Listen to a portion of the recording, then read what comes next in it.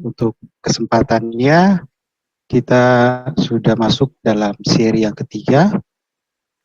Nah, pada saat ini kita akan masuk pembahasan yang lebih detail dan pembahasannya semakin fokus dan kiranya para pemirsa dapat mengikutinya secara lengkap agar dapat gambaran secara utuh. Ini penting sekali karena materi ini dari awal sampai terakhir itu dalam satu rangkaian yang utuh. Jadi tidak diambil di bagian-bagian tertentu, dicomot, dilepaskan dari konteks utuhnya. Nah, saat ini kita akan membahas topik tentang Ismail, Bapak Arab, tanda tanya, yang memang di Facebook lagi hangat didiskusikan secara berbalas-balasan maupun secara tidak langsung, khususnya antara saya dengan Mendahem Ali. Dan kajian sudah masuk pada kajian yang lebih teknis. Untuk itu, silakan menyimak materi ini dengan seksama. Saya telah siapkan slide-nya. Kajian kritis atas analisis Mendahem Ali, Ismail, Bapak Bangsa Arab, tanda tanya. Kita mulai dulu dari diagram berikut ini. Ya, diagram ini penting sekali untuk starting point kita membahas topik ini. Saya menyusun dalam bentuk chartnya dan saya beri judul Possibility Variance of Muhammad Ancestry. Kita lihat dari bagian pertama, posisi Muhammad yang ada di Arab Beserta. Kita sudah bahas dalam pertemuan sebelumnya tentang pembagian Arabia kuno, yaitu ada Arabia Petraea atau Arab Utara, kemudian ada Arab Beserta di tengah, di sentral, dan Arab Felix di bagian selatan. Nah, posisi Muhammad, yaitu kotanya di Mekah, itu berada di Arab Beserta, di bagian tengah ini. Nah, yang menjadi hal yang menarik dikaji, Arab Beserta ini yang semula banyak dihuni oleh suku-suku nomaden, kemudian pada masa kira-kira abad kedua itu mulai ditinggali oleh kelompok-kelompok komunitas tertentu menjadi pemukiman, akhirnya menjadi kota-kota dan menjadi kota besar. Yang semula sebenarnya itu daerah yang mayoritas padang pasir, karena peradaban berkembang itu di arah utara dan di daerah selatan. Sehingga pertanyaan yang penting di sini, apakah Arab Beserta Mekah ini dia connect atau berhubungan dengan Arab Utara atau Selatan? Nah, ini akan menentukan jalur silsilah atau nenek moyang ancestry dari Muhammad itu sendiri. Apakah mengarah ke utara atau ke selatan? Nah, kalau dia ke arah utara, dan ini yang memang dipahami oleh Muslim, itu terkait dengan Ismail. Nah, kalau dia ke selatan, maka terkait dengan keturunan Yoktan atau Kus. Jadi ada dua varian di sini. Tapi sebenarnya kalau kita kaji lebih dalam lagi, di Arab Petraea itu ternyata itu selain keturunan Ismail yang dikenal dengan dua anaknya yang utama, Nabatian, Nabit atau Nebayot, yang kemudian melahirkan kerajaan kebudayaan Nabatian, dan Kedar. Tapi ada alternatif lain yang non-Ismaili, yaitu keturunan Ketura, keturunan Hagar anak-anak lainnya, kemudian Edom, dan ada beberapa suku bangsa lainnya. Jadi pada waktu mengarah ke utara, ini belum tentu Ismail karena ada dua varian lainnya. Kalau ke selatan, dia bisa ke Yotan atau ke Kus. Ini di Facebook saya sempat menulis singkat, tapi sebenarnya ini pembahasan nanti di ujung tentang kalau seandainya Muhammad lebih terafiliasi ke selatan, maka dua alternatif, ke Yoktan atau ke Kus. Nah, yang menariknya, kalau Yoktan dia rumpun Semitik, Kus ini rumpun Hamitik. Nah, Hamitik ini berarti terkait dengan kerajaan Aksum yang ada di Ethiopia. Nah, saya kira pembahasan next nanti berikutnya. Kita harus fokus dulu dari jalur pertama, apakah ke utara atau ke selatan. Oke, ini starting point kita. Nah, selanjutnya kita akan berinteraksi dengan argumen poin dari Menahem Ali dalam Facebooknya yang saya akses tanggal 17 berarti tadi. Dia menuliskan begini, definisi Arab yang hanya didisbahkan kepada keturunan Ismail ternyata sangat akurat dan tak terbantahkan. Bahkan dia katakan, ini menjadi semacam konsensus akademik. Wah, ini dia menarik. Tapi dia tidak menulis, tidak menyebutkan scholarnya yang mana yang menyepakati kesimpulan dia ini. Lalu untuk mendukung itu dia list daftarkan dokumen-dokumen penunjang, dan memang bagi orang yang melihat ini wah powerful karena cukup lengkap datanya, bahkan dari dokumen-dokumen Qumran sendiri itu ada kitab Yobel atau The Book of Jubilee. Nah, apalagi kalau literatur rabinik mulai dari Tarkum, kemudian Babylon Talmud, dan tafsir termasuk tafsir Hafiz Ibn Ezra, Rambam dan sebagainya. Jadi daftar ini memberi kesan argumennya sangat powerful. Oke. Apakah demikian? Yang Menahem Ali seperti lupakan yaitu standing point dia sebagai Muslim. Artinya pada waktu dia mengambil premis tertentu jadi dasar dia, dalam hal ini dia mengacu pada pemahaman khususnya Josephus yang mengklaim bahwa Arab itu hanya keturunan Ismail, maka dia akan berhadapan dengan standing point-nya sendiri sebagai Muslim. Beda kalau dia agnostik, no problem. Nah, apa konsekuensi yang dihadapi? Mari kita lihat. Yang dihadapi, saya sebut dia problem pertama, Menahem Ali kontra dengan tradisi Islam, khususnya Josephus dan versus hadis, yaitu tentang eksistensi Arab Islam. Nah, perhatikan dalam tulisan Ibn Ishaq yang juga disunting oleh Ibn Hisham, ini menyebutkan daftar anak-anak Nuh. Jadi daftar anak-anak Nuh, kita nggak terlalu perhatikan ya akurasinya kita banding dengan data biblical. Oke, itu lain persoalan. Kita hanya mencoba memperhadapkan dia dengan standing point-nya yang seperti dilupakan. Oke. Nah, di sini dalam Ibn Ishaq ini, dalam tulisannya ini, The Life of Muhammad, menyatakan anak-anak Nuh itu sudah disebut sebagai Arab, sebagai orang Arab. Nah, kontra dan apa yang dia simpulkan, bahwa Arab itu hanya terlokalisir untuk keturunan Ismail.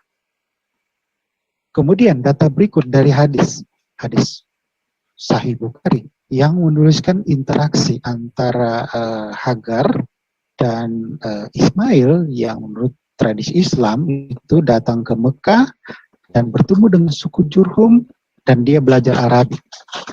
Artinya dia bukan orang Arab. Kenapa? Dia baru belajar Arabi. Dari siapa? Dari suku Jurhum. Artinya suku Jurhum itu adalah Arab sebelum Ismail. Nah, ini kontra lagi pernyataan dia. Karena dia berpatokan pada Josephus yang menyatakan bahwa anak-anak Ismail ini disebut sebagai Nabatean atau dituliskan they are an Arabian nation. Oke, ini problema pertama yang dihadapi Ali. Tetapi Ali sudah antisipasi hal ini. Dia sudah menyiapkan bantahannya.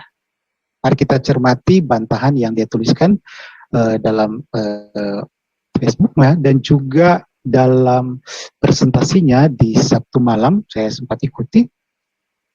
Dia mengangkat istilahnya dalam ilmu logika, dalam ilmu linguistik, historical present. Jadi historical present point. Nah, coba perhatikan apa yang dia katakan. Jadi kalau ada yang menuduh Ibn Hisham atau Ibn Katsir sebagai orang yang buta sejarah atau menganggap mereka berdua sebagai pendongeng, hanya karena menyebut Ibrahim, Hajar, dan Ismail sebagai orang Arab, maka sebenarnya yang menuduh itu tidak paham istilah yang dipakai oleh Ibn Hisham atau Ibn Katsir. Pada konteks zaman penulisan kitabnya yang tulis pada era pasca Islam. Oke, jadi dalam konteks pasca Islam menurut Imam Ali itu sudah ada penyebutan Arab yang ditujukan kepada bangsa-bangsa sekitarnya. Jadi seperti Arab Irak dan sebagainya. Tapi kalau pra-Islam itu masih native nation-nya, native tribe-nya. Jadi kalau seperti Ibrahim itu orang Babel dari Babilonia, dia. Kemudian Hajar orang Mesir. Nah, tetapi menurut dia pada waktu Ibn Hisham menulis itu sudah era pasca Islam di mana sudah terjadi Arabisasi sehingga daerah-daerah yang sudah dikuasai itu sudah diarabkan. Nah, istilahnya mustaribah. Kalau yang pure Arab aribah. Oke, itu bantahan dia. Sekarang kita akan coba menganalisis bantahannya. Nah, ini kita lihat. Sebelum kita analisis, kita lihat dasarnya dulu. Apa itu historical present? Historical present itu didefinisikan is the use of a verb phrase in the present tense to refer to an event that took place in the past.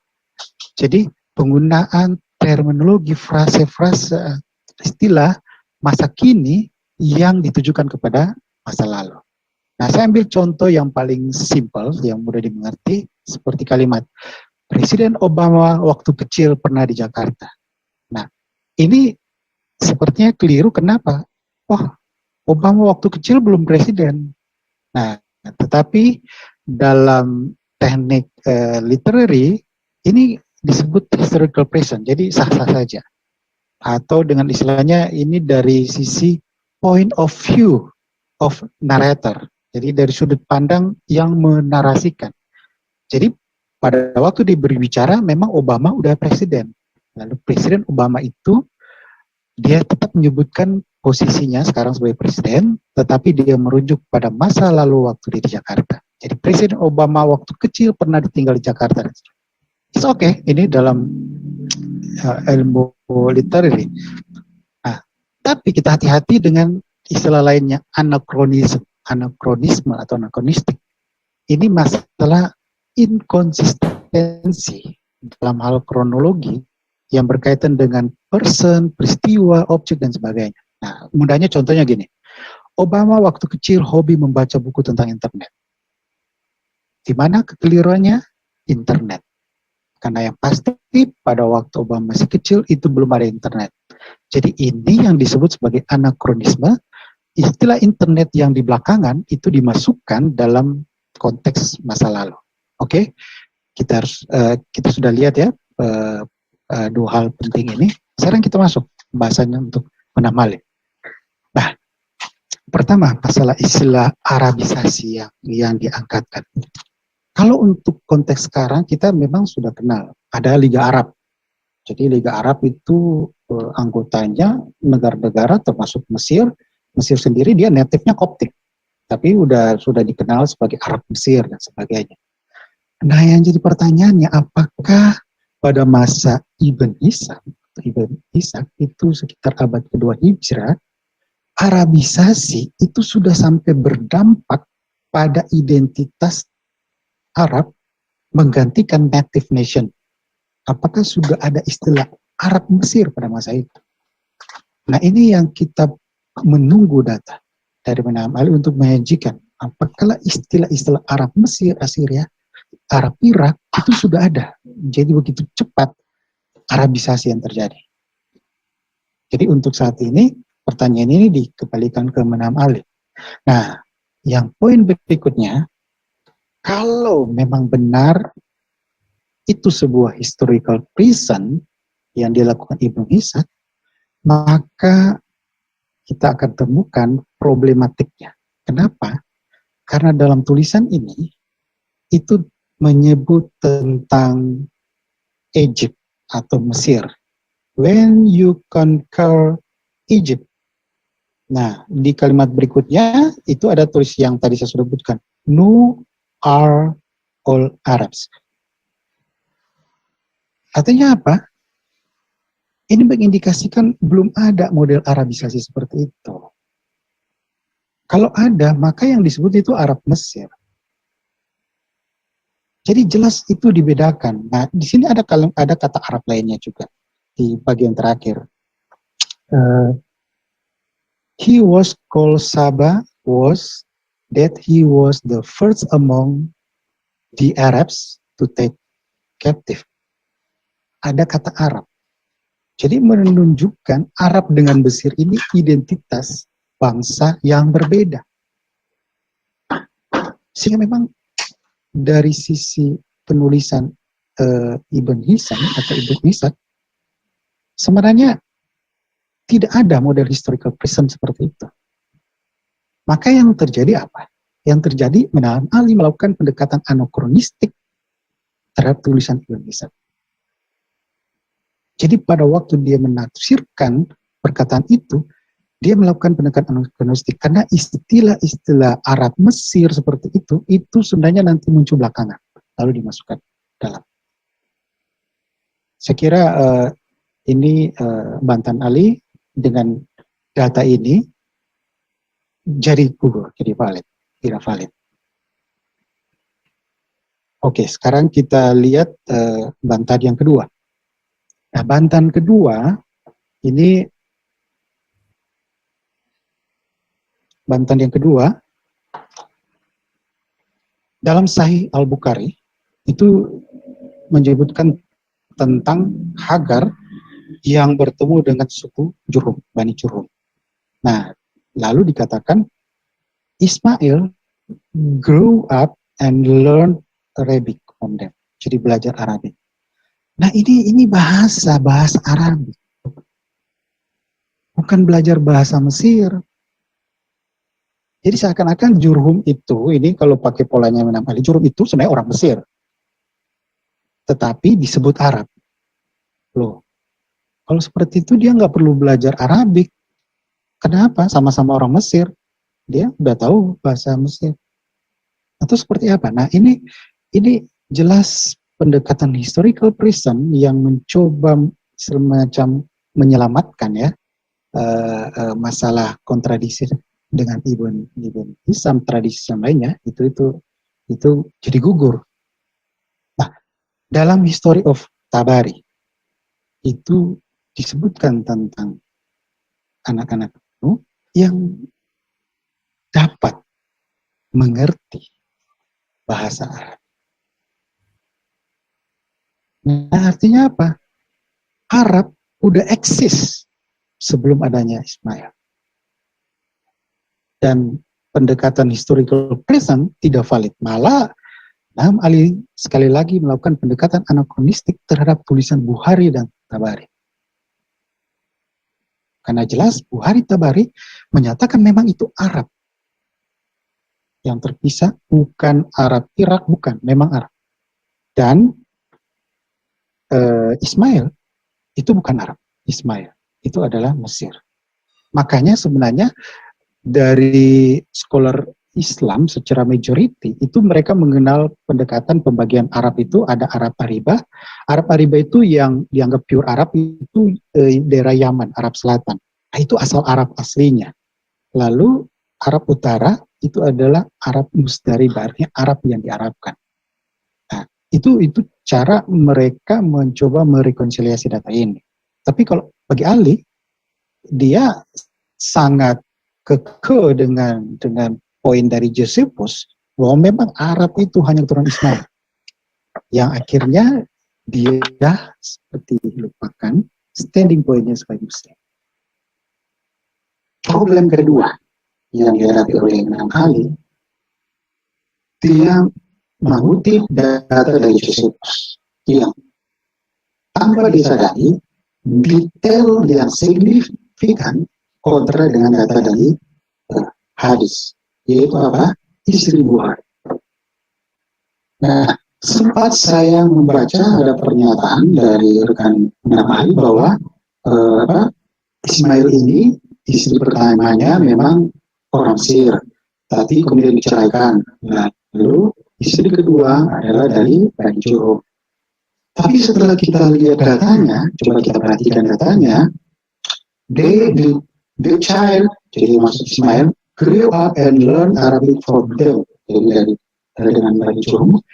When he reaches the age of puberty, they made him marry a woman from among them. Artinya apa? Ya, di sini istri pertamanya itu bukan Mesir, tapi dari Bani Jurhum. Nah, selanjutnya istri pertama itu diceraikan, kemudian and married another woman, jadi wanita lain from among them. Jadi diceraikan istri pertama, lalu dia kami istri kedua juga dari Bani Jurhum. Jadi nggak ada kata istri Ismail itu orang Mesir dalam hadis. Artinya apa?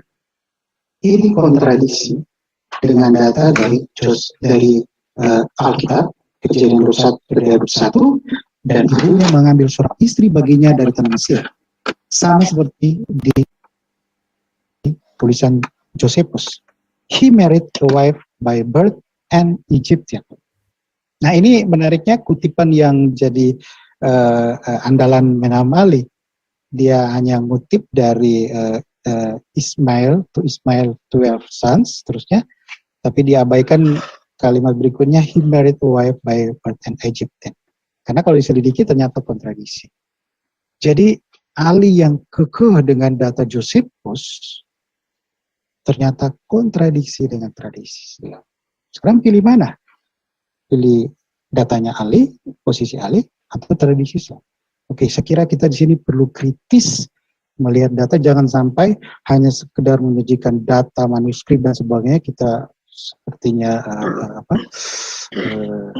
terpukau. Kita harus kritis membaca data secara lengkap. Nah, kita masuk berikut pada bantahan Menam Ali dalam seri yang kedua. Dalam tulisan saya di Facebook, saya sedikit menulis tentang Edom yang sama seperti Pak Gratia katakan juga bahwa Edom itu bagian dari bangsa Arab. Yang menariknya, dia justru dari jalur Ishak, yaitu Esau, saudaranya Yakub. Jadi dari keturunan Esau lahirlah bangsa Edom. Nah, lalu dalam Facebook saya merujuk pada tulisan scholars Irfan Said dalam bukunya The Ethnic Region of the Edomites. Nah, dalam tulisan Irfan Said, dia menyatakan bahwa they can be placed among the groups of Arab peoples. Kalau ditegaskan lagi, they were as Arab as the Ammonites and the Moabites. Jadi Edom itu adalah Arab, sama seperti Ammon dan Moab. Lalu Ali membantahnya pakai pendekatan historical present. Jadi Ali mengatakan gini, Irfan Said itu menyatakan Edom itu Arab itu dalam konteks masa kini, yaitu sudah terjadi Arabisasi.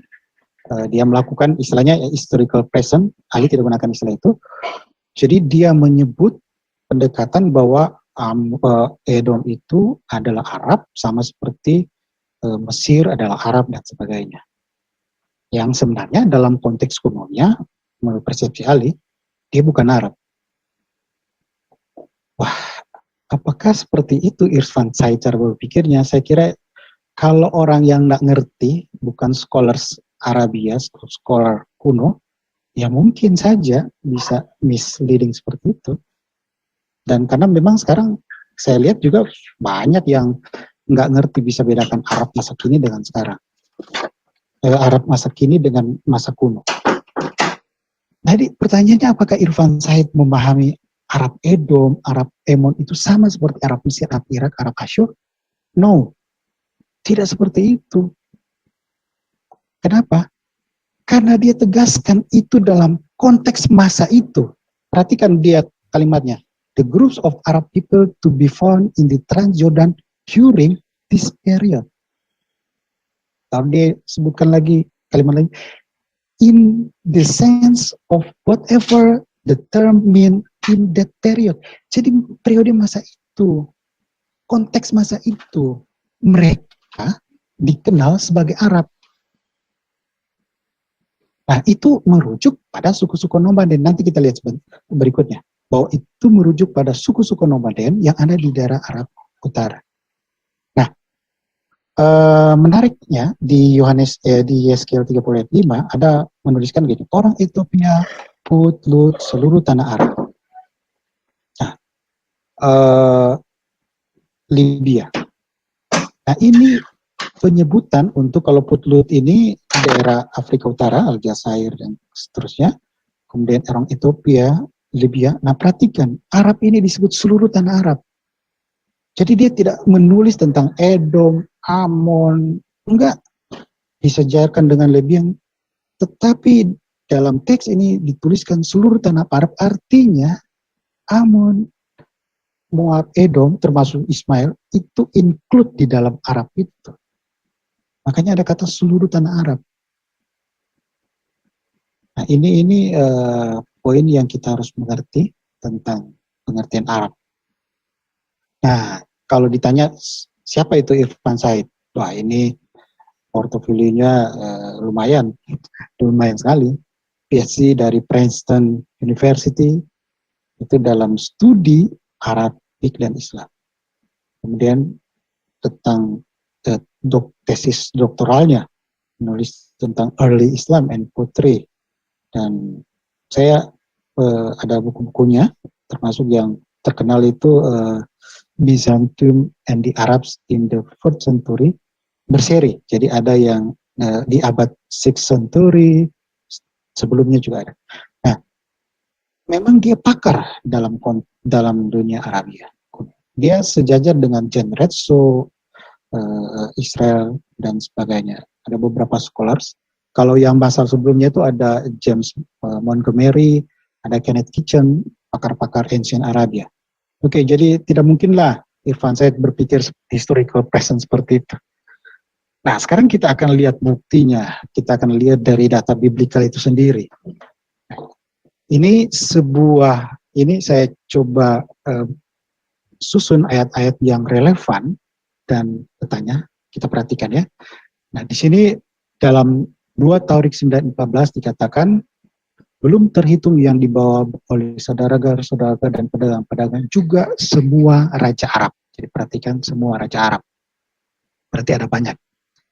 Nah, itu upeti atau pemberian diberikan kepada Salomo, dan di ayat berikutnya dikatakan ia memerintah atas semua raja. Jadi merujuk ke semua raja Arab itu mulai dari sungai Efrat sampai negeri Filistin, sampai ke tapal batas Mesir. Artinya raja-raja Arab itu, semua raja Arab itu berada dalam kekuasaannya, sehingga mereka membawa upeti dan sebagainya. Nah, Josephus juga menyebutkan tentang mereka, Kings of Arabia, gave him in present, jadi persembahan-persembahan. Nah, sekarang kita lihat yang menariknya di Tawarik 18 ayat 11. Juga barang-barang ini dikhususkan Raja Daud bagi Tuhan bersama-sama perak, emas yang diangkulnya dari segala bangsa, yakni, perhatikan, orang Edom, orang Moab, Bani Amon, orang Filistin, orang Amalek. Lalu dalam Habakuk 11:7 disebut ada Raja negeri Edom, kemudian ada Raja Moab. Artinya apa? Semua raja Arab ini berarti ditujukan pada mereka, yaitu Edom, Moab, Amon, termasuk Filistin, Amalek yang ada di dalamnya. Nah, untuk jelasnya perhatikan petanya. Nah, ini petanya. Peta ini saya ambil dari referensi yang otoritatif dari the Oxford Bible, New Bible Atlas. Perhatikan, ini wilayah kerajaan Salomo. Di sini ada tertulis Edom, Moab, Amon, termasuk juga ada Filistin. Nah, di sini juga ada Amalek. Artinya apa? Alkitab maksudkan Raja Arab itu adalah mereka, suku-suku ini, termasuk Edom, termasuk juga Ismail, keturunan Ismail, Keturah, tetapi mereka memang lebih nomaden sehingga mereka lebih ke Sinai, berada di daerah-daerah di luar wilayah dari Salomo. Nah, artinya apa? Dalam konteks Alkitab itu tidak ada penegasan bahwa Arab itu ada Ismail. Tetapi yang dipahami data-data Alkitab, silakan pelajari, cari datanya, search pakai software Alkitab, orang Ismail dan orang Arab itu beda.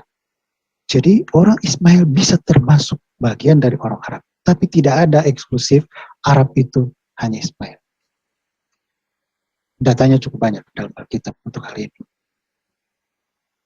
Oke, nah sekarang mengenai Edom, ini sedikit juga memang Ali mengutip banyak referensi dari literatur rabbinic tentang Edom yang memang stereotipnya, jadi ada stigma bahwa Edom itu ditujukan pada musuh-musuh utama dari Israel. Nah, jadi Roma, jadi Edom itu dilambangkan ke Romawi, karena waktu itu dipenjajah. Nah, begitu kekristenan eksis pada mulai abad keempat seterusnya, nah, Edom itu sudah ditujukan kepada kekristenan, ke gereja. Nah, ini sejarahnya itu tentang pertentangan antara Esau dan Yakub. Yakub ini yang berganti nama Israel, ada nenek moyang dari kedua belas suku Israel. Jadi apa sebenarnya penyebutan Edom ini bukan dalam konteks historis, tetapi sebenarnya lebih ke teologis atau semacam interpretasi mereka, lebih ke ilustrasi. Nggak bisa jadi dasar data-data rujukan sejarah. Karena memang Edom bukan Romawi, nggak ada hubungannya. Edom juga bukan gereja, hanya dari sisi ilustrasi itu digunakan oleh orang-orang Yahudi mulai dari era rabbinik. Jadi dari Tanaitik sama Amorim dan seterusnya. Oke, itu selingan aja. Nah, sekarang kita masuk ke identitas Arab. Lalu siapa sebenarnya Arab itu? Nah, kalau kita lihat Arab ini dalam diskusi kita dengan Menam Ali ini memposisikan Arab itu Ismail. Jadi Ismail itu bapak bangsa Arab. Versus Arab itu adalah suku-suku nomaden. Jadi bukan etnik tunggal. Nah, kalau kita lihat data Alkitab, itu bangsa-bangsa besar ada rujukannya dalam silsilah. Seperti ada menyebut Asyur, Aram, itu keturunan dari Shem. Dari Ham itu ada Kus itu Ethiopia, Mizraim itu Mesir, Put Afrika Utara, kemudian Kanaan. Nah, artinya Arab itu bangsa ukuran yang besar, itu termasuk besar. Kalau memang Arab itu etnik tunggal yang merujuk ke Ismail, maka ada rujukan dalam sila, tapi nggak ada. Jadi Arab ini unik. Arab ini bukan etnik tunggal, tetapi sebenarnya lebih ke kumpulan dari suku-suku di padang pasir yang disebut Arab. Makanya kalau secara etimologi ada yang mengaitkan dengan padang pasir dan sebagainya. Itu ada tulisan scholar yang membahas itu. Tapi intinya ada konsensus dia mengarah pada suku-suku nomaden. Misalnya dalam tulisan Israel Ipal, ini dalam Ancient Arabs, ini salah satu scholar juga di Ancient Arabia, menuliskan tentang hal ini. Jadi dia katakan, in the Bible and in Akkadian source from the 9th century, they are collectively design Arabs. Jadi secara kolektif, itu merujuk ke siapa? Nah ini, sebelumnya, of various nomad groups. Jadi grup suku-suku nomaden. Jadi itu secara grup itu kolektif disebut Arabs. Jadi Arab itu bukan etnik tunggal seperti Aram, seperti Mizraim, beda. Oke, jadi data Alkitab menunjukkan seperti itu, termasuk juga scholar. Nah ini kontra dengan pemahaman Josephus yang langsung menyatakan bahwa Arab ini adalah Ismail. Jadi Ismail ini bapak-bapak bangsa Arab. Sekarang kita lihat data lebih lanjut. konsensus scholar. Nah, Ali sempat menyebut konsensus scholar bahwa Arab itu hanya keturunan Ismail dinisbatkan kepada keturunan Ismail, dia katakan semacam konsensus scholar. Scholar yang mana? Konsensus scholar beranggapan bahwa Arab itu adalah merujuk pada kumpulan suku-suku nomaden. Ada menyebut kumpulan seperti ini dalam Encyclopedia of the Babel and its Reception.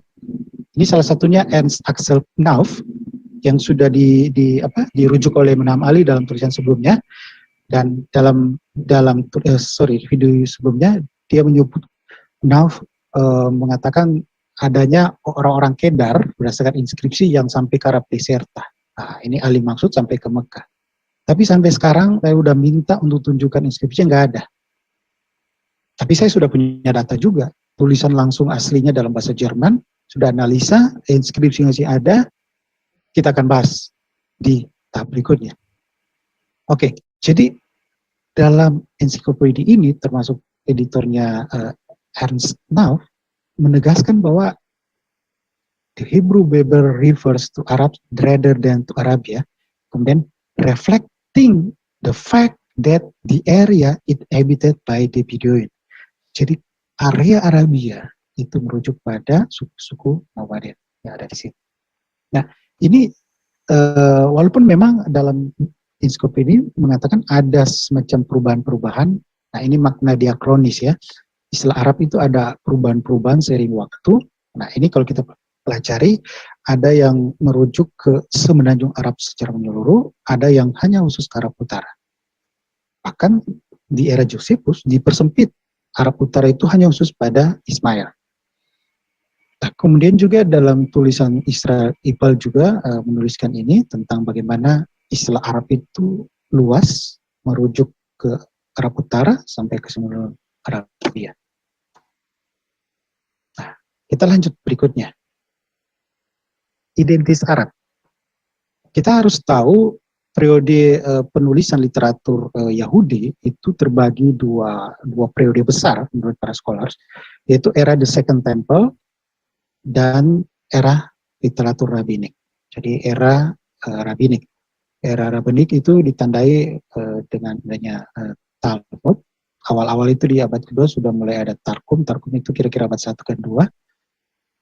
Seterusnya itu era rabbinik. Nah, era The Second Temple ini yang menarik. Banyak hal yang berbeda. Nah, kita bahas-bahas, sempat saya nulis tentang masalah Ibrahim, apakah benar dia dibakar. Nah, ini pembahasan tersendiri, karena apa? Memang rata-rata di era rabbinik menuliskan seperti itu, tapi di era Second Temple nggak ada. Termasuk Josephus sendiri sebenarnya nggak menulis tentang itu. Dalam tulisan-tulisan Dead Sea Scroll, walaupun ada katanya merujuk tentang Ibrahim dibakar, tapi ini spekulatif, saya kira tidak. Nah, ini kita akan bahas tersendiri. Kembali ke tadi, jadi ada pembagian besar literatur. Nah, di era Second Temple ini juga kita kenal ada namanya Jews Apocryph, seperti Makabe, kitab Makabe, kitab Henok, kemudian ada Jews Pseudepigrapha. Nah, salah satunya seperti the Book of Jubilee dan sebagainya, termasuk the Book of Judith. Nah, ini scholars memang beda pendapat. Nah, kita ada yang mengambil dia tertulis abad 4 sebelum Masehi. Ini era sebelum Josephus. Apa yang dituliskan? Dituliskan dalam Judith pasal 2 ini tentang penyerbuan Nebukadnezar ke wilayah daerah Arab Utara sampai mencapai juga berdampak pada orang-orang di sini katakan the Ismailites on the border of wilderness. Jadi orang-orang yang ada di padang pasir di daerah-daerah perbatasan. Nah, selanjutnya itu mereka bergerak terus sampai dikatakan ini.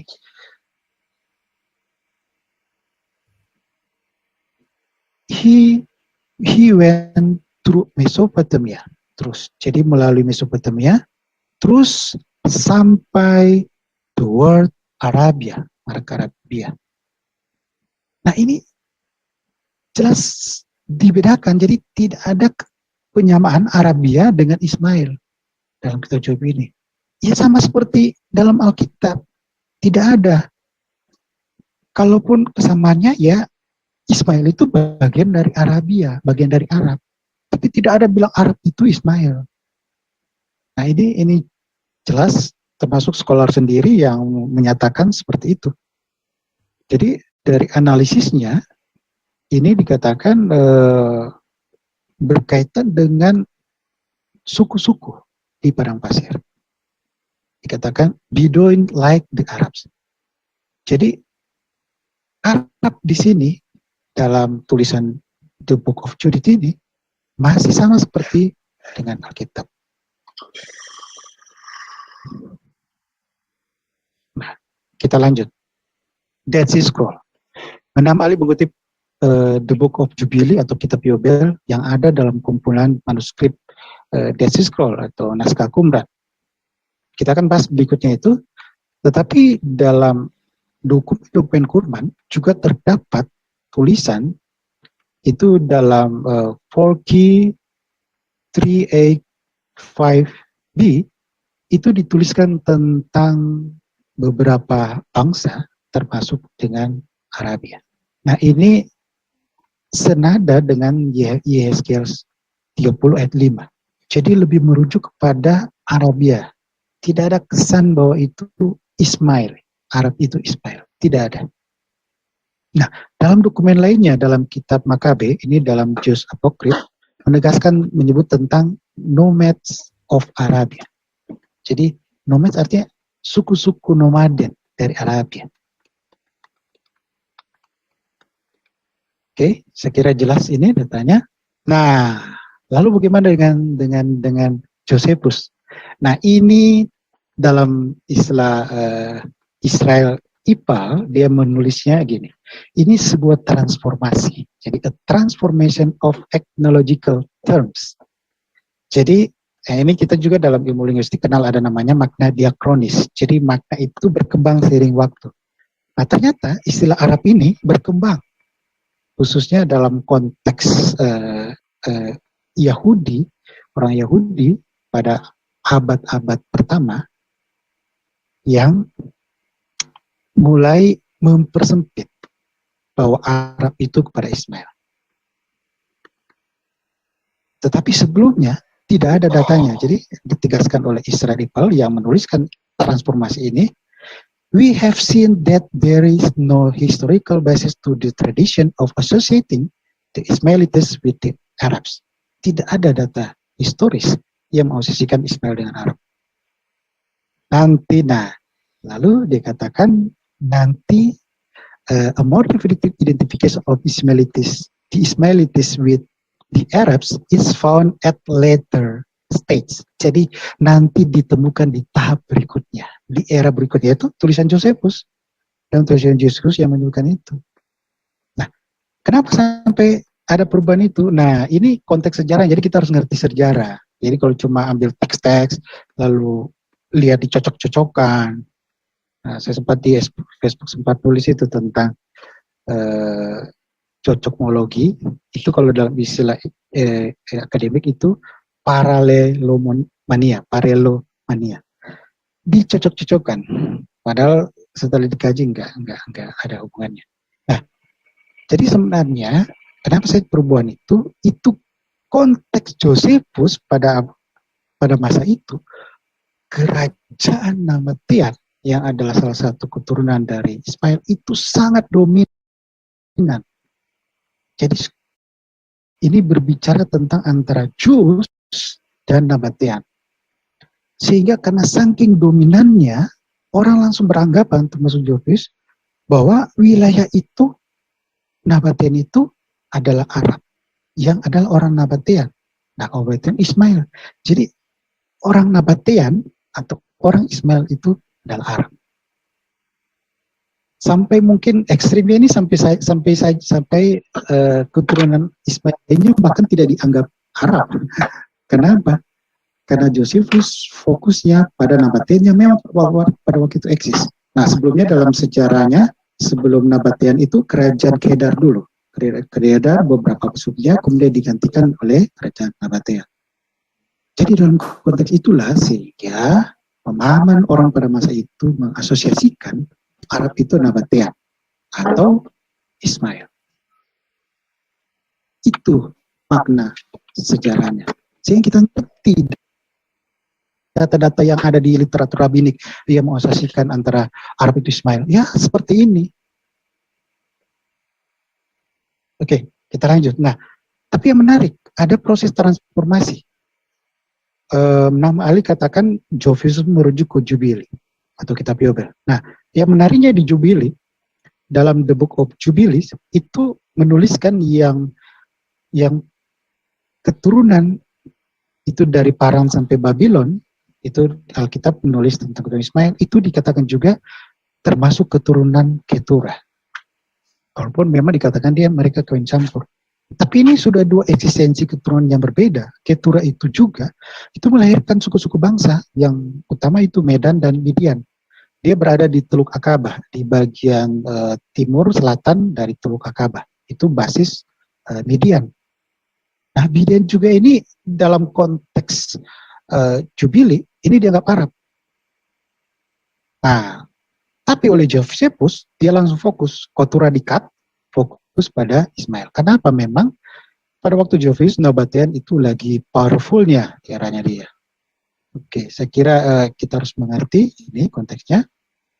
Nah, ternyata ini buku yang bagus membahas rujukan-rujukan mengenai Ali itu ada di tulisan buku ini.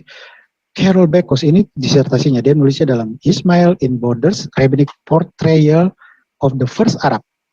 Nah, Carol Bekos senada dengan tulisan tadi scholar Israel tadi yang merujuk tentang transformasi tadi. Jadi ini Carol Bekos mendukung pemahaman Israel Ipal terjadinya transformasi. Bahkan Carol Bekos itu mengutip lagi scholar lainnya, F. Miller, yang menegaskan itu nanti dimulai sejak abad pertama sebelum Masehi. Nah, itu bertepatan dengan penanggalan dari The Book of Jubilee. Nah, kalau The Book of Judith itu jauh sebelumnya. Nah, dalam tulisan Carol Bekos ini, ternyata konsep Arab itu sendiri dalam Talmud itu ada variasi, bukan mayoritas bahwa itu Arab Ismail. Nah, perhatikan tulisan Carol Bekos. The rabbis of the Amorite period gone, notwithstanding aforementioned example, maintain this association found in Jubilees and Josephus. Jadi tidak begitu harus sependapat. Nah, dikatakan in the Babylon Talmud, for example, the word Arab is used to refer to an Arab, a member of an ethnic group associated with a nomadic lifestyle. Kemudian and Binai Ismail or Ismail. Jadi ada dua versi sebenarnya. Ada yang merujuk itu Ismail, tapi ada juga merujuk seperti di Alkitab, itu suku-suku nomaden. Nanti berikut kita akan uraikan data-data itu. Tapi yang jelas tidak satu persepsi sebenarnya di Babylon yang Ali anggap seperti itu. Oke, sekarang kita review kembali daftar data-data yang kita sudah perhatikan tadi. Nah, perubahan makna di Inggris. Di era The Second Temple, ini ada Hebrew Bible, Septuaginta, saya belum mengutipnya. Sejarawan kuno, ini ada Eratosthenes, Herodotus, Ptolemy, Strabo, yang menulis tentang eksistensi Arab Felix. Berkata tentang pembagian Arab, seperti dalam Ptolemy ada Arab Diserta, Arab Felix, yang artinya dari sejarawan kuno ini, mereka memahami bahwa Arab itu bukan hanya Ismail. Lalu naskah Laut Mati, tadi saya sudah kutip, dalam Jewish Apocryph ada Makabe dan Judith, dan ada inskripsi. Ini data inskripsi banyak, Tigel Passer dan sebagainya, yang jelas inskripsi yang lebih lama.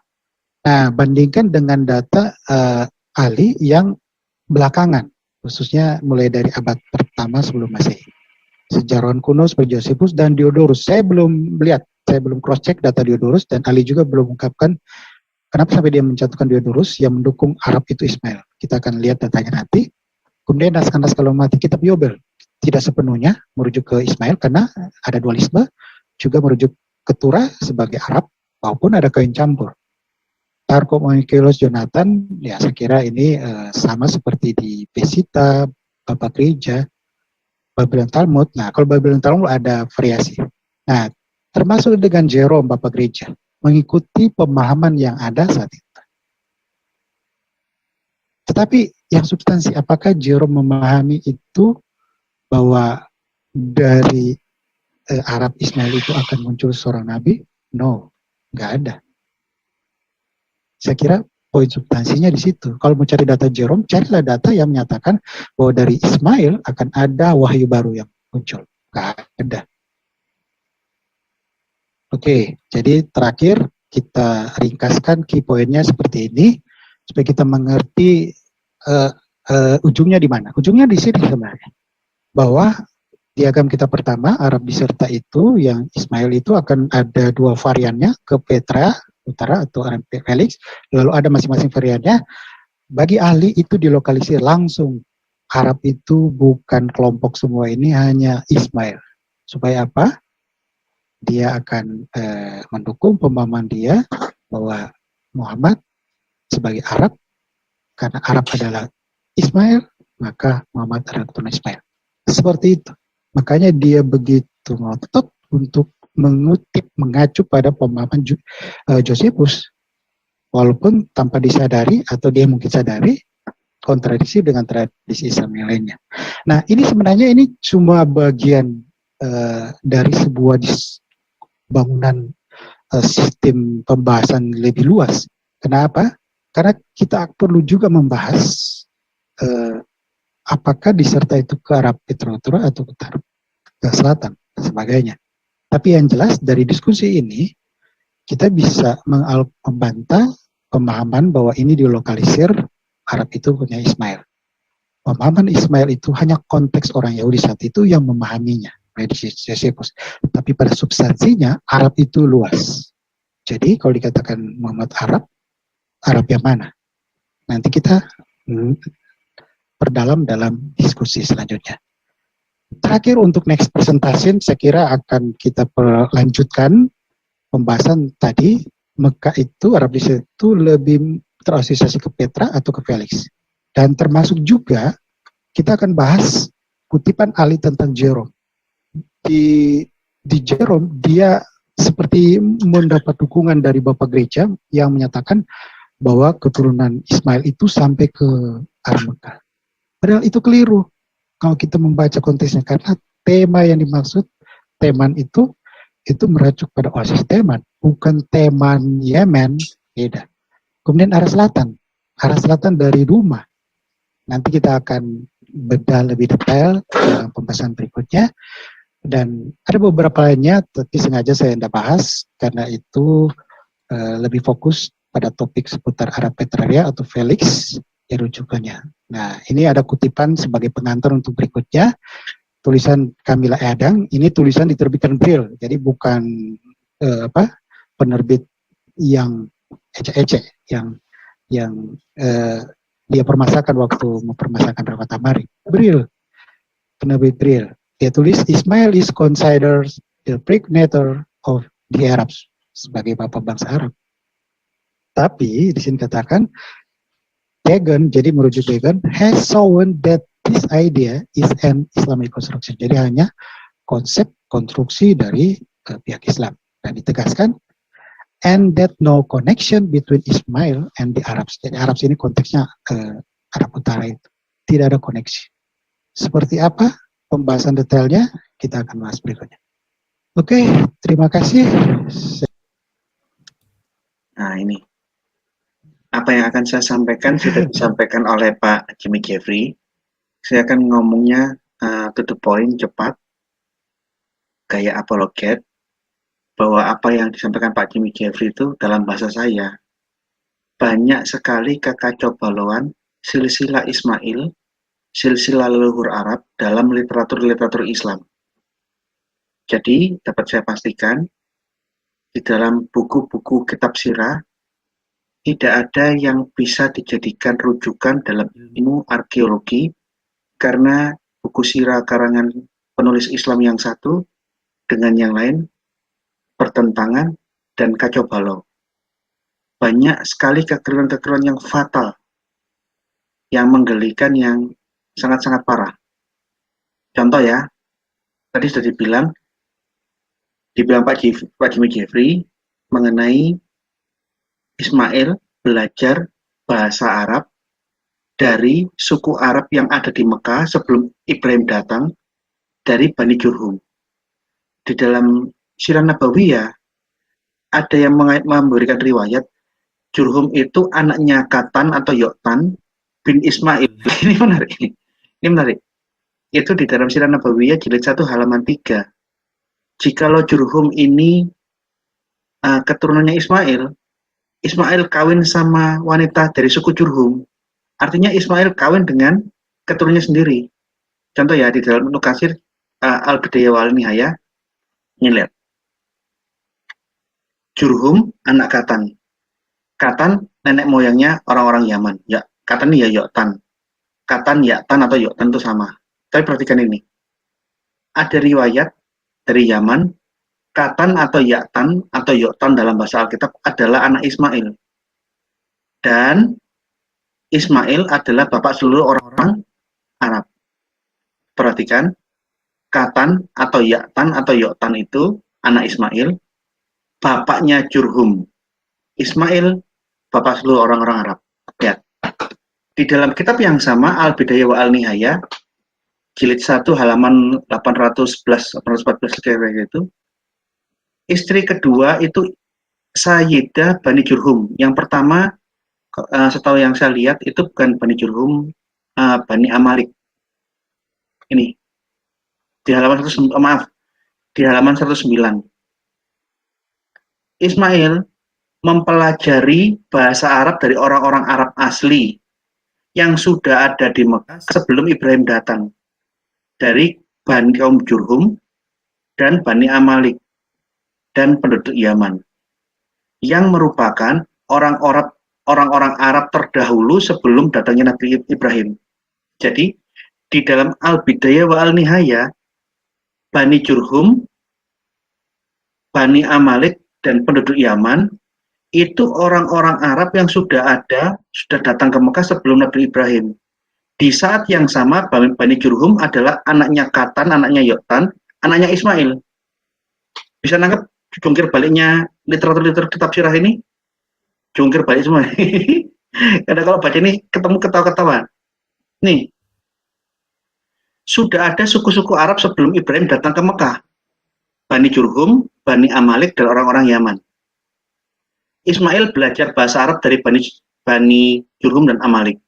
Kalau tadi Pak Jimmy Jeffrey menggunakan hadis Sahih Bukhari, saya menggunakan yang sudah dirangkum oleh Ibnu Katsir di dalam Al-Bidayah wa Al-Nihayah.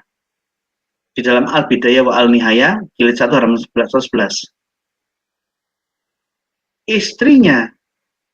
Istri keduanya Ismail, Sayyidah dari Bani Jurhum, yang tidak lain itu adalah keturunannya Ismail sendiri. Keturunannya Ismail menurut kitab Sirah Nabawiyah. Puyeng enggak kepala kita? Jurhum menurut kitab-kitab sirah itu anaknya Yoktan, anaknya Katan. Katan itu anaknya Ismail. Dan Ismail punya istri dari Bani Jurhum. Meletak sirahmu, otakmu pecah enggak ini dengar kalimat-kalimat kayak begini?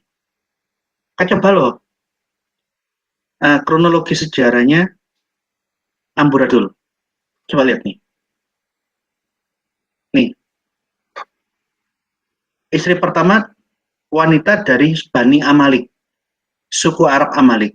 Kemudian Ibrahim menyuruh menceraikannya. Yang kedua, Sayyidah binti Midad bin Amr al-Jurhumi dari Amr Bani Jurhum. Lah, dan dari Bani Jurhum ini lahirlah 12 anak Ismail. Padahal di kitab sirah yang lain lagi dikatakan Jurhum ini keturunannya Ismail. Mumet enggak kepala kita? Nih.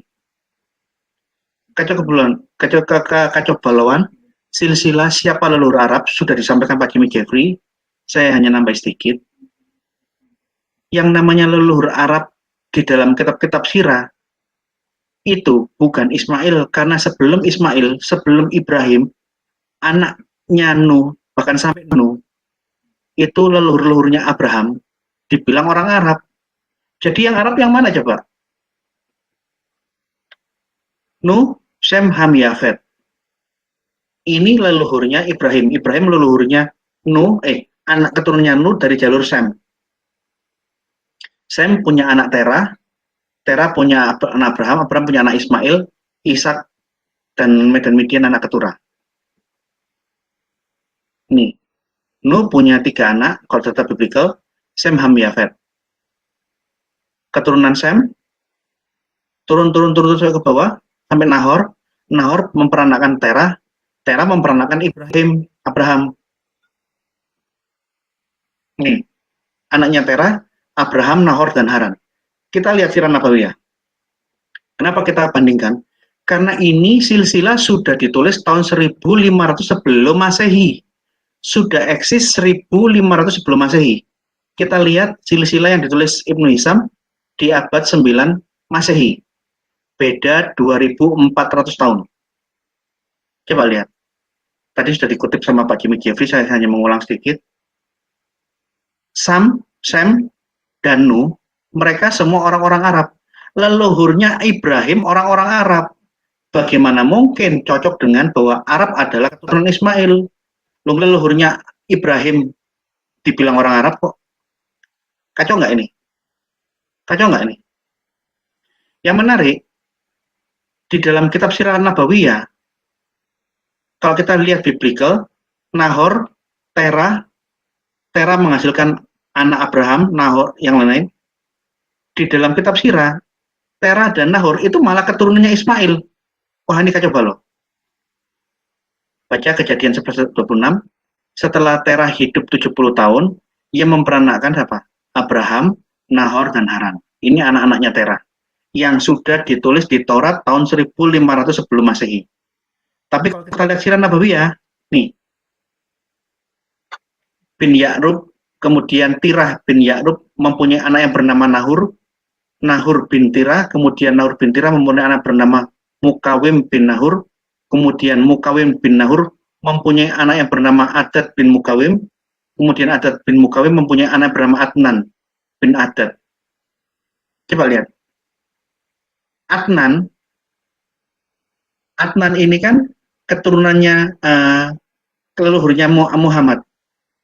Keturunannya Terah. Jadi di bawahnya Ismail, di atasnya Muhammad.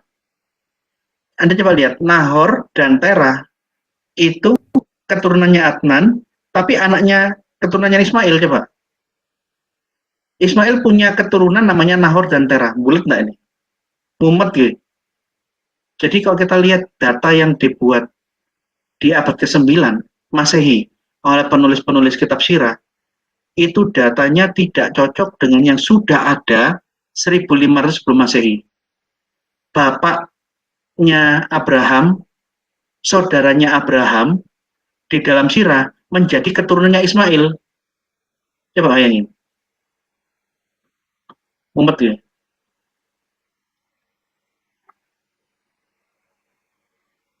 Ini loh. Di dalam, ini saya hanya mengulang yang 2 minggu lalu, pencatatan silsilah di dalam tradisi Yahudi itu sudah dimulai sejak 1500 sebelum Masehi. Ini loh. Dan pada tanggal 1 bulan yang kedua, mereka menyuruh segenap umat berkumpul. Kemudian silsilah orang Israel di tahun 1500 sebelum Masehi disusun menurut kaum-kaumnya. Sudah ada catatan tradisi mengenai hal ini. Bahkan sampai desa per desa di dalam Tawarik. Tawarik kira-kira tahun 1000 Masehi. 1000 sebelum Masehi. Juga segala desa-desa yang di sekitar perkampungan-perkampungan itu sampai ke Baal ini di Israel bagian utara. Itulah tempat kediaman mereka dan mereka mempunyai silsilahnya sendiri. Mereka semuanya terpilih menjadi penunggu ambang pintu, ada 212 orang. Mereka telah terdaftar dalam silsilah di desa-desa mereka. Jadi nggak hanya di tahun 1500 sebelum Masehi di zaman Taurat, di zamannya Musa, ada pencatatan silsilah. Tradisi itu terus berkesinambungan sampai abad 1000, detail. Nah, Islam gimana? Islam tidak punya pencatatan silsilah baru terpikirkan setelah di atas abad ke-7 ke-8, baru memikirkan pentingnya catatan silsilah. Tunjukkan silsilah Arab kuno tahun 1000 sebelum Masehi atau 1500 sebelum Masehi. Tidak bakal ketemu. Pencatatan silsilah di atas abad ke-7 baru dipikirkan itu penting. Dan kacau balau. Kacau balau. Yang palsu, yang kacau balau ini yang diyakini sebagai kebenaran. Itu karena apa dianggap sebagai kebenaran? Karena ini ditulis di kitab sirah oleh penulis-penulis Islam. Inilah silsilah yang baru made in Islam, nggak usah lihat yang lain. Islam lah yang sebagai acuannya. Meskipun bulat nggak karu-karuan, Ismail belajar bahasa Arab dari suku-suku Arab sebelum Ibrahim datang, dari suku Jurhum. Di sisi lain, ngotot bangsa Arab adalah keturunannya Ismail saja. Kedua, jikalau belajar dari suku Jurhum, di kitab sirah dikatakan suku Jurhum anaknya Katan, Katan anaknya Ismail. Ismail kawin sama Sayyidah dari Bani Jurhum. Mumet gak siramu coba? Mumet orang? Meletak siramu? Pecah. Taurat yang sudah jelas silsilahnya tercatat otentik sudah ada 1500 tahun sebelum Masehi. Ditolak karena itu buatannya bukan made in Islam, bukan tulisannya Ibnu Katsir, bukan tulisannya Ibnu Hisam. Itu Israiliyat, ditolak semua. Jadi kalau kita melihat kekurangan Al-Quran, harap maklum ya, karena Al-Quran tidak pernah mencatat sejarah dengan lengkap dan kronologis. Amburadul kacau balau antara yang mana leluhur, bapak leluhur, yang mana keturunan, bisa kawin mawin antara Ismail dengan keturunannya bisa kawin mawin. Bulat tak karu-karuan. Bahkan, terus terang, dengan tidak lengkapnya Quran perlu mendapat bantuan untuk memberi penjelasan tentang apa yang dimaksud dalam Quran. Bantuan-bantuan dari kitab-kitab tafsir. Contoh, tidak ada satupun kata di dalam Al-Quran mengenai ibunya Ishak, ibunya Ismail. Bahkan istri Abraham Ketura yang melahirkan Bani Medan dan Midian tidak pernah ada. Untuk tahu Ishak dan Ismail itu ibunya Sarah dan Hagar, Quran harus dibantu dengan tafsir. Pertanyaannya, tafsir tahu dari mana? Apakah tafsir itu wahyu dari Tuhan? Tahu dari mana? Tidak ada semua. Bahkan mereka hanya tahu Ishak dan Yakub. Yakub ini anak paling bungsu, anak yang terakhir. Lah kakaknya mana? Tidak pernah ada di dalam Quran. Quran kitab yang sangat-sangat tidak lengkap, banyak bolong-bolongnya. Yang diyakini sebagai yang paling lengkap. Itu hanya klaim. Kakaknya Yakub tidak ada, saudara-saudara sepupunya Israel, Medan Midian tidak ada, mereka hanya tahu Yakub dan Ismail, titik. Esau, Bani Edom, anak-anak keturah Medan dan Midian tidak ada. Orang namanya ibunya Yakub aja nggak ada kok di dalam Al-Quran. Sarah Hagar tidak ada. Semua itu bantuan kitab-kitab tafsir dan kitab-kitab sirah. Yang endingnya bersumber dari Alkitab. Jadi, secara dalam bahasa yang lain, untuk bisa memahami Al-Quran dan mendapatkan penjelasan-penjelasannya itu yang lebih detail, Al-Quran harus mendapat bantuan dari Alkitab. Data-data Alkitab, karena ini biru. Data-data Alkitab.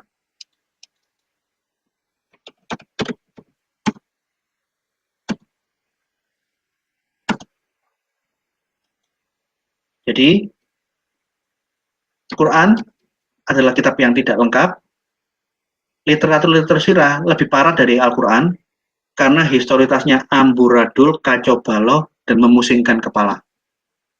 Anda bisa lihat, untuk kepingin tahu betapa membuat puyeng kepala kita melihat silsilah di dalam literatur Islam, beli Bidayatul Al-Bidayah wa Al-Nihayah, beli buku ini, Sirah Nabawiyah, yang ditulis oleh Ibnu Katsir, beli juga Sirah Nabawiyah berdasarkan hadis Imam Bukhari. Anda kalau punya kitab-kitab ini, Anda baca dan membandingkan, kepala Anda saya jamin cekot-cekot, meledak, kepala Anda bisa pecah. Terima kasih, saya kembalikan kepada moderator. Baik, terima kasih.